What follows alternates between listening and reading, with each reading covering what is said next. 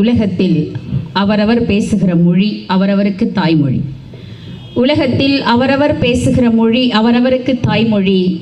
உலக மொழிகளுக்கெல்லாம் தாயாக தகுதி படைத்த ஒரே மொழி அது தமிழ் மொழி என்கிற காரணத்தினால் தாயாம் தமிழை வாழ்த்தி வணங்கி மண் உரிமையையும் பெண் உரிமையையும் தன் இரு கண்களாக கொண்டு மொழி காக்க, இனம் காக்க, நலிந்த மக்களின் நலன் காக்க, ஏற்ற தாழ்வற்ற சமதர்ம சமுதாயத்தை மலரச் செய்ய ஓய்வறியா சூரியனாக உழைத்து கொண்டே இருக்கும் நம் பாசமிகு முதல்வர், நேசமிகு தந்தை, முதல்வர்களுக்கெல்லாம் முதல்வராக இன்று நம்மை நேசித்து கொண்டிருக்கக்கூடிய தமிழ்நாட்டின் தன்னிகரில்லா தலைவர் அண்ணன் அவர்களுக்கு என்னுடைய பிறந்தநாள் நல்வாழ்த்துக்களை தெரிவித்து, மேடையிலே வீற்றிருக்கக்கூடிய என் அன்பு அண்ணன், திரையுலக வரலாற்றிலேயே ஒரு வசனகர்த்தாவினுடைய பெயரை திரையிலே மலரச் செய்து அந்த படத்தை காண வாருங்கள் என்று விளம்பரம் செய்தது எந்த வசனகர்த்தாவிற்கு என்று கேட்டால் திரையுலக வரலாற்றில் முத்தமிழ் வித்தகர் டாக்டர் கலைஞர் அவர்களுக்கு மட்டுமே அந்த பெருமையும் புகழும் போய் சேரும். பராசக்தியை நாம் பார்த்து வியந்த நாட்கள் பல உண்டு. ஆனால் அதிலே அவர் எழுதிய அந்த வசனங்களை இன்றைக்குத்தான் நாம் கண்கூடாக பார்க்கிறோம். இந்த நீதிமன்றம் விசித்திரம் நிறைந்த பல வழக்குகளை சந்தித்திருக்கிறது, பல புதுமையான மனிதர்களை கண்டிருக்கிறது. இந்த வழக்கு ஒன்று விசித்திரமானதும் அல்ல, நான் ஒன்றும் புதுமையான மனிதனும் அல்ல. வாழ்க்கை பாதையிலே சர்வ சாதாரணமாக தென்படக்கூடிய மனிதன் தான் நான். கோவிலிலே குழப்பம் விளைவித்தேன், பூசாரியை தாக்கினேன், குற்றம் சாட்டப்பட்டிருக்கிறேன். இப்படியெல்லாம் நீங்கள் நினைப்பீர்கள் நான் இதையெல்லாம் மறுக்கப் போகிறேன் என்று. இல்லை, நிச்சயமாக இல்லை. கோவிலிலே குழப்பம் விளைவித்தேன். ஏன்? கோவில் கூடாது என்பதற்காக அல்ல, கோவில் கொடியவர்களின் கூடாரமாக மாறிவிடக் கூடாது என்பதற்காக. பூசாரியை தாக்கினேன், அவன் பக்தன் என்பதற்காக அல்ல, பக்தி பகல் வேஷமாகிவிட்டதை கண்டிப்பதற்காக என்று எழுதினாரே, அந்த வசனங்களுக்கு இன்றைக்கு உயிரூட்டி கொண்டிருக்கக்கூடியவர் நம் மக்கள் முதல்வரினுடைய வழிகாட்டலின்படி நம் மாண்புமிகு அறநிலையத்துறை அமைச்சர் அன்பு அண்ணன் சேகர் பாபு அண்ணன் அவர்கள்தான். எனக்கு தெரிந்து அறநிலையத்துறையினுடைய பொற்காலம் எது என்று கேட்டால் இதோ இன்றைக்கு நம்முடைய மனிதநேய முதல்வருடைய தலைமையில் இயங்கக்கூடிய எங்கள் அண்ணன் அவர்கள் இயக்கக்கூடிய இந்த அறநிலையத்துறை தான் அறநிலையத்துறையினுடைய பொற்காலம் என்று நாம் இன்றைக்கு கொண்டாடி மகிழலாம். ஆயிரம் கோவில்களுக்கு இன்றைக்கு கும்பாபிஷேகம். எத்தனை ஆயிரங்கள் என்று நான் கூகுள் அப்படியே கொஞ்சம் லேசாக ஓட்டி பார்த்தேன். 2820 கோவில்களுக்கு குடமுழுக்கு செய்த எங்கள் மனிதநேய முதல்வரின் தலைமையில் எங்கள் அண்ணன் அவர்கள் இதோ மேடையில் அமர்ந்திருக்கிறார். பல கோடி கோவில் சொத்துகள் இப்பொழுது மீட்டெடுக்கப்பட்டிருக்கிறது. ஆண்டவன் தான் நம் சொத்துக்களை மீட்டு தருவான். ஆனால் ஆண்டவன் சொத்தையே மீட்டு தரக்கூடிய ஆட்சியாக இன்றைக்கு நம்முடைய சரித்திர ஆட்சி இன்றைக்கு விளங்கி கொண்டிருக்கிறார். எங்கள் அருமை என்ன என்னிடத்தில் சொன்னாலும் என்னால் சில விஷயங்களை சொல்லாமல் இருக்க முடியாது, நடந்ததான்னு சொல்ல முடியும். தமிழ்நாட்டில் என்றைக்குமே சூப்பர் ஸ்டார் அப்படின்னா அது ரஜினிகாந்த் தான். ரஜினிகாந்த் ஐயாவே எங்கள் அண்ணனை பார்த்து சொல்கிறாரு, அவர் வசனத்துலேயே எனக்கு ரொம்ப பிடிச்ச வசனம் ஒன்று உண்டு. ஐயா, என் பேர் மாணிக்கங்க, எனக்கு இன்னொரு பேர் இருக்கு அப்படின்வார். அந்த இன்னொரு பேர் இருக்கிறவர் இவரை பார்த்து சொல்கிறாரு, இவருக்கு இன்னொரு முகம் இருக்கு அப்படின்னாரு. அவர் சொல்லிட்டு அவரே சொல்றாரு, அது அன்பான முகம், அது விசுவாசமான முகம், நாங்கள் பார்க்கிறோம். அது எளிமையான முகம், அது வலிமையான முகம், அது பாசமான நேசமான முகம். மொத்தத்தில் 6 முகம் எங்கள் அருமை அண்ணன் அவர்கள். இன்று முதல் என் அன்பிற்குரிய அண்ணன் அவர்கள் 6 ஃபேஸ் சேகர் பாபு அண்ணன் அவர்கள் என்று அழைக்கப்படுவார். எனவே அப்படி இன்றைக்கு ஒரு எளிமையான மனிதராக வலம் வரக்கூடிய நம்முடைய மனிதநேய முதல்வர் அவர்கள், இன்றைக்கு நாங்கள் எல்லாம் பெண்கள் இன்றைக்கு இந்த மேடையிலே வந்து பேசுகிறோம் என்று சொன்னால் ஒரு நன்றி அறிதலின் வெளிப்பாடு தான் அது. ஆக சிறந்த படைப்பு இந்த உலகத்தில் எது என்று கேட்டால் என் அன்பிற்குரியவர்களே, கடலா, மலையா, நதியா, ஆறா என்று கேட்டால் ஆம், அதைவிட ஒரு ஆகச்சிறந்த படைப்பு என்றால் பெண்கள் தான் இந்த உலகத்தின் ஆகச்சிறந்த படைப்பு. அந்த பெண் இனம் முன்னேறினால்தான் எந்த நாடும் முன்னேறும். உலகத்தின் மிக மகிழ்ச்சி எங்கே கிடைக்கும் என்று வள்ளுவ பெருந்தகை இடத்துல கேட்டபோது அவன் சொன்னான், கண்டு கேட்டு உண்டு உயிர்த்து உச்சரியும் ஐம்புலனும் ஒண்டொடி கண்ணே உலை என்று சொன்னான். எல்லா உலகத்தின் மகிழ்ச்சியையும் ஒரு பெண் தருவாள். ஆனால் அந்த பெண் மகிழ்ச்சியாக இருந்தாளா என்று யாரும் கவலைப்படுவதே கிடையாது. ஆனால் அந்த பெண் மகிழ்ச்சியாக இருக்க வேண்டும் என்றுதான் பொதுவாக பெண்ணை பார்த்தால் அதற்கு முன்பாகலாம் அவள் அழகு பதுமையாகத்தான் பார்க்கப்பட்டாள். கடல் ஏன் நீளமாக இருக்கு அப்படின்னு கேள்வி கேட்டால் படிக்கிற பிள்ளைங்க சொல்லுவாங்க, ராமன் விளைவு, அதனால் கடல் நீளமாக இருக்கிறது. கவியரசு கண்ணதாசன் சொன்னாரு, கடல் ஏன் நீளமாக இருக்கு தெரியுமா? கண்களில் நீளம் விளைத்தவளோ அதை கடலினில் கொண்டு கரைத்தவளோ, பெண்ணுக்கு பெண்ணே பேராசை கொள்ளும் பேரழகெல்லாம் வடித்தவளோ, அவள் செந்தமிழ் தேன் மொழியாள் நிலாவென சிரிக்கும் மலர் கொடியாள், நிலாவென சிரிக்கும் மலர் கொடியாள். கண்கள் இருக்கிற நீளத்தை ஒரு பெண் கடல்ல கரைச்சிட்டாலாம், அதனால கடல் நீளமாயிடுச்சான்.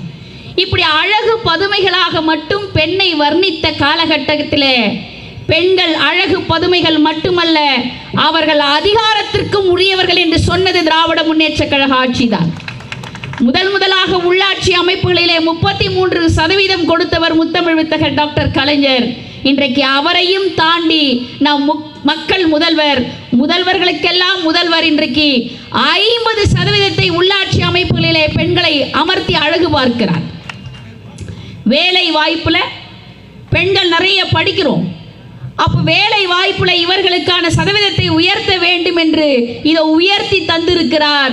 40% இனி வேலை வாய்ப்பில் பெண்களுக்கு முதலிடம் என்று சொல்லியிருக்கிறார் நம் முதல்வர். இந்தியாவிலேயே பெண்கள் அதிகமாக வேலைக்கு போற மாநிலம் எதுன்னு கேட்டா நீங்கள் நெஞ்சை நிமிர்த்தி சொல்லலாம், 54 விழுக்காடு தமிழ்நாட்டிலே பெண்கள் இன்றைக்கு நாங்கள் வேலைக்கு செல்கிறோம். நீங்க எப்ப பாலின சமத்துவம் வருந்துறீங்களா? ஒரு காலத்துலலாம் ஆண்கள் வீட்டுக்குள்ள வரும்போது என்ன சமைச்சிட்டியா அப்படின்னு ஒரு அதிகார தோரணையோடு வருவாங்க. ஏனென்றால் சம்பாதிக்கிற இடத்துல அவங்க இருந்தாங்க. ஆனால் இப்போ நாமளும் இருக்கிறோம் சம்பாதிக்கிற இடத்துல. அதனால் இப்போ சமைச்சிட்டியா அப்படிலாம் யாரும் கேட்க முடியாது. என்னம்மா சமைப்போமா? 2 பேரும் சேர்ந்து தான் இப்போ சமையல் செய்யணும். எந்த ஆசைப்பட்டாரோ ஒரு பெரிய மாமனிதன் தமிழனின் 6வது அறிவை தட்டி எழுப்பி தமிழன் என்கின்ற தன்மான உணர்வை தட்டி எழச் செய்த ஈரோட்டு சிங்கம் பகுத்தறிவு பகலவன் தந்தை பெரியாரின் கனவை இன்றைக்கு நனவாக்கி தந்திருக்கிறார் நம் மக்கள் முதல்வர் அவர்கள். இப்போ இன்றைக்கு பெண்கள் ஒரு காலத்துலலாம் நீங்கள் பெண் குழந்தைய கண் கூட நீங்கள் பாரதி ராஜாவுடைய கருத்தம்மா படம் முதற்கொண்டு நான் சொல்லுகிறேன். கருவிலே ஒரு பெண் உருவாகிவிட்டாள் என்று சொன்னால் அதை களைப்பதற்கு நீங்கள் கள்ளிப்பால் கொடுத்த மாநிலம் தான் இது. நீங்கள் இல்லைன்னு மறுக்கிறதுக்கு இல்லை. அப்படி பெண் குழந்தை வேண்டாம் என்று நினைத்தவர்கள் இது ஒரு கிராமிய பாடலே சொன்னது. தொடர்ந்து பெண் குழந்தை ஒரு பெண் பெத்துட்டான்னு வச்சுக்கோங்களேன், ஆணு போறக்குமா பொண்ணு போறக்குமா 10 மாசமா போராட்டம், இதுவும் பொண்ணா பிறந்தா கொன்னுடுவேன்னு புருஷன் பண்ணுறார் பாட்டம், அருமை மாமி உருமுறா அம்மி குழவியால் அடிக்கிறா, அருமை மாமி உருமுறா அம்மி குழவியால் அடிக்கிறா, நாத்தி பொழைக்கிறா ஏத்தி இறைக்கிறா பரம்பரைய வம்பு கிழக்குறா. பொண்ணு பிறக்குமான்னு பக்கு இருந்தது ஒரு காலகட்டம். கடவுளுடைய சன்னதிக்கு முன்பாக நின்று இன்றைக்கு தமிழ்நாட்டு பெண்கள் எல்லாம் என் கருவிலே இருக்கக்கூடிய குழந்தை பெண் குழந்தையாக பிறக்க வேண்டும் என்று வேண்டுவது இந்த காலகட்டம்ங்க. காரணம் என்ன? பெண்களுக்கு கருவிலே தொடங்கி அந்த பெண் குழந்தைக்கு கல்லறை வரை சிறப்பான திட்டங்களை அறிவித்த ஒரே மாநிலம் தமிழ்நாடு என்பதை நாம் நெஞ்சை நிமிர்த்தி சொல்லலாம். அப்போ இந்த நன்றி அறிதலுக்காகத்தான் இந்த மேடைகளை நாங்கள் வலம் வருகிறோம். இன்னொன்று சேகர்பாபு அண்ணா கூப்பிட்டாருன்னா மறுக்கிறதுக்கு ஒருத்தரும் கிடையாது புவியில். ஏன்னா அப்படி ஒரு ஆளுமை அவரிடத்துல இருக்கிறது.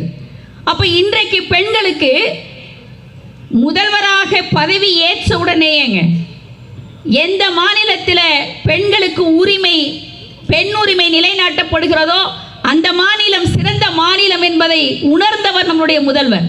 அதனால்தான் பெண்களுக்கு பேருந்திலே நீங்கள் ஏறினால் எங்களுக்கு கிடையாது கட்டணமில்லா பேருந்து வசதி என்று சிறு தொழில் செய்யக்கூடிய பெண்களுடைய வாழ்க்கையிலே ஒளிவிளக்கு ஏற்றியவர் அவர். நான் ஒரு 2 நாட்களுக்கு முன்பாக என் பையனோட வெளியில் போயிருந்தேங்க. ஒரு அம்மா கீரை விற்றுக்கிட்டு வந்துச்சு. ஏன்னா என் பையன் இப்போ சாட்சிக்கு உட்காந்துருக்கான், இல்லைன்னு சொல்கிறதுக்கு இல்லை. அந்த அம்மா கிட்ட கீரையை வாங்கிட்டு 20 ரூபாய் கீரை கட்டை வாங்கிட்டு என் பையன் கொஞ்சம் மனித நேயத்தில் நம்ம முதல்வரை ஒத்து இருப்பான், 200 ரூபாயை கொடுத்தான். இல்லை 20 ரூபான்னுச்சு, பரவாயில்ல வச்சுக்கோ அப்படின்னா. அந்த பாட்டி நன்றி சொல்லிட்டு கண்ணில் தண்ணி வச்சுட்டு சொல்லுச்சு, எனக்கு 2 பிள்ளைங்கப்பா, யாரும் என்னைய பார்க்கல. மகராசன் அங்கே ஒரு கட்டு வீட்டில் ஒரு சிரிச்சிட்டு இருக்காருங்க. மகராசன் மாசான 1000 ரூபாய் கொடுக்குறாருப்பா, அதில் தான்ப்பா காலங்கட்ட ஓடுது, இது அந்த மடத்தில் தான்ப்பா நான் தூங்குவேன் அப்படின்னு அந்த கிழவி சொல்லுகின்ற போது, எங்கே உலகத்திலேயே பெரிய ஆசீர்வாதம் எது தெரியுங்களா? பெரிய ஆசீர்வாதம் எது தெரியுங்களா? இது போன்ற நலிந்த மக்கள், இது போன்ற ஏழை வறுமை கோட்டுக்கு கீழே இருக்கக்கூடிய மக்களினுடைய ஆசீர்வாதம் இருக்குது பாருங்க. இன்னும் 100 ஆண்டுகள் அவர் இந்த தமிழ்நாட்டை ஆளுவதற்கு அந்த ஆசீர்வாதம் ஒன்றே போதுமானது. அவர் இன்றைக்கு நேற்றுக்கு இல்லைங்க, முதல்வராக நாற்காலியிலே உட்கார்ந்த பிறகு கிடையாது அவர் பெண் உரிமையை நிலைநாட்டுவது. பல ஆண்டுகளாக நாம் அவரை பார்த்து கொண்டு வருகிறோம். ஒரு துணை முதல்வராக இருந்த காலகட்டத்திலேயே இந்தியாவில் எந்த மனிதரும் செய்யாத ஒரு சாதனையை மகளிர் சுய உதவி குழுக்களுக்கு 72 மணி நேரத்திற்கு மேலாக நின்று சுழல் நிதியை வழங்கியவர் நம்முடைய முதல்வர் அவர்கள். இன்றைக்கு இந்தியாவில் இருக்கக்கூடிய அத்துணை பெண்களும் யாரை பார்த்து பொறாமப்படுறாங்க தெரியுங்களா? நீங்க ராமாயணத்துல சூர்பனகை வருவா, அதை கம்பன் அழகா சொல்லுவான். அந்த சூர்பனகை எப்படி வந்தாலாம்? பஞ்சி ஒளிர் விஞ்சி குளிர் பல்லவ மணுங்க செஞ்சவிய கஞ்சனிமீர் சீரடியலாகி அஞ்சொலின மஞ்சு என அன்னமென மின்னும் வஞ்சி என நஞ்சம் என வஞ்ச மகள் வந்தாள் அப்படின்னுவான். அப்படி அழகா வந்த சூர்பனகை ராமனை பார்த்து சொல்றா, நீ என்னை கல்யாணம் பண்ணிக்க மாட்டேன்னு சொல்லிட்ட, அந்த இலக்குவனையாவது என்னை கல்யாணம் பண்ணிக்க சொல்லு. ஒருவேளை அவன் மூக்கு அறுப்பட்டவளை நான் எப்படி கல்யாணம் பண்ணுறதுன்னு கேட்டா, இடையே இல்லாத சீதையோடு நீ வாழ்கின்ற போது மூக்கு இல்லாத என்னோடு அவனால் வாழ முடியாதான்னு கேளுன்னா. இவ சீதையை பார்த்து அவள் இடை இல்லாதவள் என்கிற அவளுடைய அழகை வெளிப்படுத்துறான் சூர்பனகை. அப்ப என்னன்னா, ஒரு பெண் இன்னொரு பெண்ணை பார்த்து